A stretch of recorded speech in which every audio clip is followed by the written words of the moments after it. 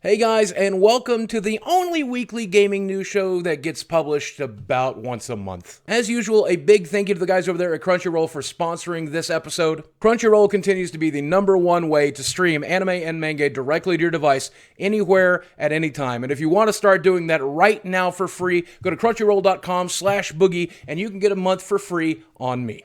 And if you'd like to hear a little bit more about my experience with this sponsor, or if you want to appear in one of my upcoming videos, or have a chance to at least, stick around to the end of the video and we'll talk about that. So Resident Evil 7 is the first major release for a video game in 2017, and good news, it's good. It's real good. It's got about an 85 or an 86 over on Metacritic. The user score seems to be between 7.0 and 8.0 depending on the version, and even the PC version turned out to be a very decent port. And I have streamed this game almost in its entirety on Twitch. I should finish it up in my very next stream, and the game has turned out to be pretty good. I did stream the PC version though, and I also bought the PlayStation version so that I could play it again a second time using PlayStation VR, because a lot of people don't realize this, but this game can be played entirely through from beginning to end in PlayStation VR, and it's awesome.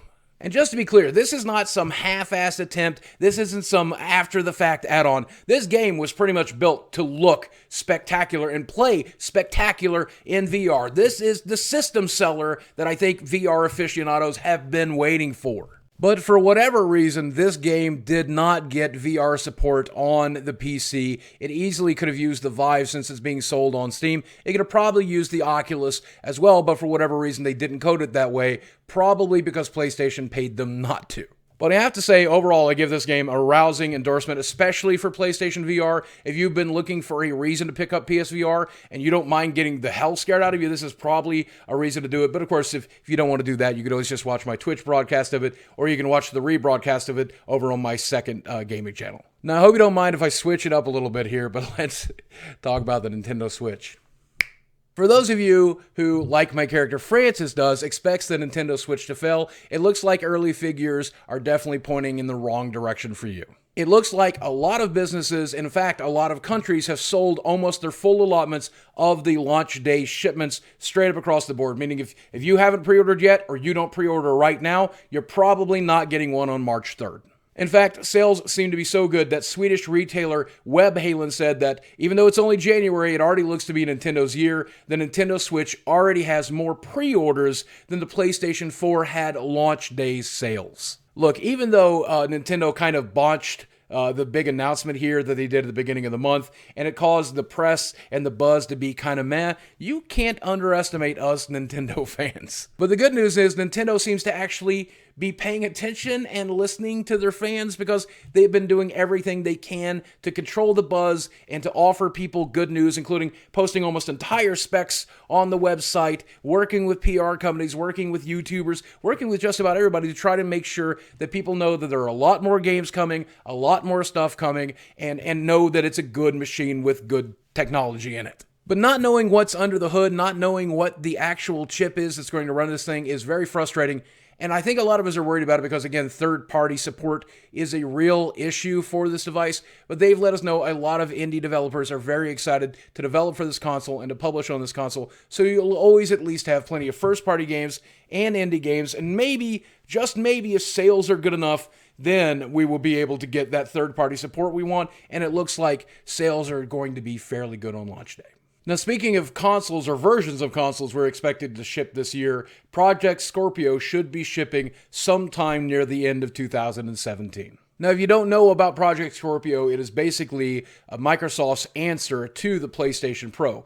And for all intents and purposes, based on their initial launch, this machine is supposed to be a beast. So recently, the guys over at Eurogamer got a hold of some leaked documents, which may or may not be true. And if you take a look at those documents, it does seem to be like a fair amount of technical mumbo-jumbo. So let's break down what this might mean for Project Scorpio. First off, it does look like the machine is actually very, very powerful, and it will be capable of some level of native 4K. Though the guys over there at Xbox are recommending the developers don't try to spend all of their processing power trying to render 4K resolution, that there might be better ways companies to spend the system resources. It looks like Microsoft, according to these leaked papers anyway, are recommending that developers still target 900p, which they're currently doing with Xbox One, or even 1080p, and then rendering it up to 4K in post-processing. But basically, let me cut to the chase so I don't make myself sound like an idiot. If these rumors are true, it looks like this machine is going to be a beast of a machine and probably the most powerful machine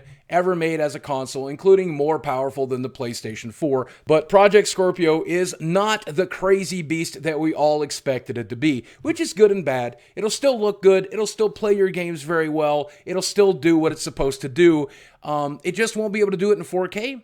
But that's a good thing because a 4K machine can be $800, $900, maybe $1,000. So if this machine sticks to the specs that it's currently leaked at, I think you might be able to buy it as cheap as $500 to $700, and that will give console gamers a fairly decent choice to have a form of 4K at a much more reasonable price. But the good news is, regardless of these leaks, Phil Spencer was asked today on Twitter straight up, will the Project Scorpio be able to play games in native 4K? And the answer is yes. And maybe it won't be as good as a PC of a much higher price, but it probably should still be pretty damn good for the console race. And that's it for this week's episode. Not a lot going on. And of course, for those of you who knew, I've been laid up in bed for the last 3 weeks after an injury, just staring at my iPad, waiting to heal.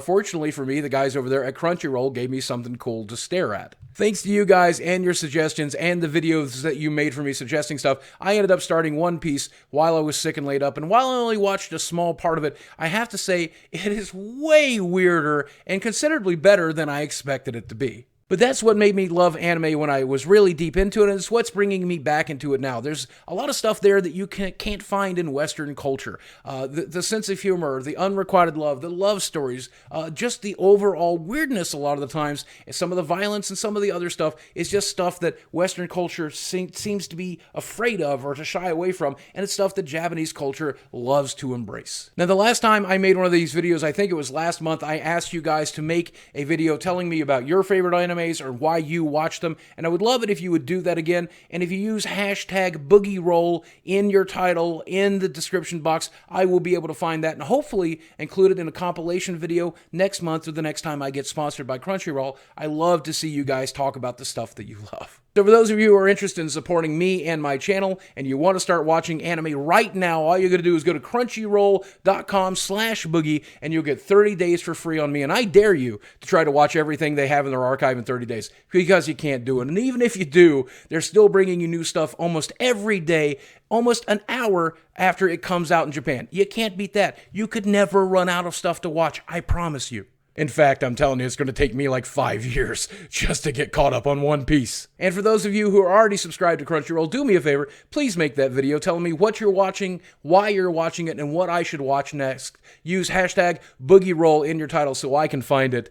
And maybe we'll do another episode of this again real soon. Hopefully between now and the Nintendo Switch, some new news will come out, because I got to tell you something, when the Switch comes out, I'm done. I'm just done with YouTube for about a month. I'm playing Breath of the Wild all day, every day. Until then, guys, thanks for watching.